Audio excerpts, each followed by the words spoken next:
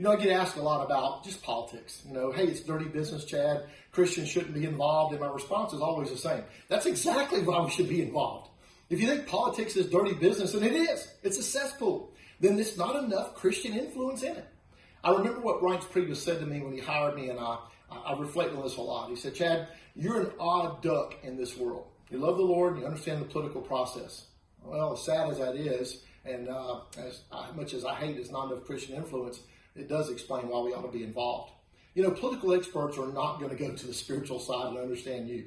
In fact, they'll sit around a room, and I've sat in 100 rooms at the highest levels in American politics. And some of the experts are going to sit there sometime 4 or 5 months before the election. They're going to say, who's got the church people? Chad, who's going to turn out the church vote?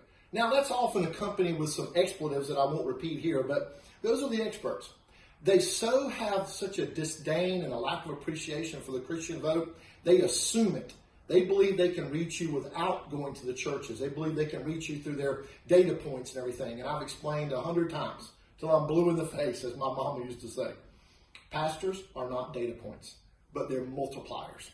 And if you as a pastor and a faith leader will maximize your vote, you can change the city council that just passed a horrible resolution or an initiative or an ordinance for the city. You can change the county council. You can change the school board that's spending money like drunken sailors, as Reagan said. And that's not fair to drunken sailors, as he repeated, because at least it was their money. You can change Congress. You can change the presidency. Maximizing the faith vote. George Barna says that there are about 82 million people sitting in church on Sunday. And he also says 40 to 50 million don't vote. If he's even close, that's bigger than the biggest constituencies on the left by far, and all combined, by the way. The non-voting people who proclaim Christ are bigger than all the constituencies on the left. See, the only counter to the culture politically is the church. I don't think you all do it through political means. I think you should do it through spiritual means. I think you should tell your people to be Matthew 5 salt and light Christians. We've got to engage. Maybe you have people that ought to be running for office. You certainly have people who should be voting. Don't assume the vote. I love Jerry Falwell's method. He would stand up every year for just before elections and say, please stand up if you're registered to vote. Y'all give them a hand. That's fantastic. Congratulations. Now, everybody who's still seated, here come the ushers. Here's a voter registration form.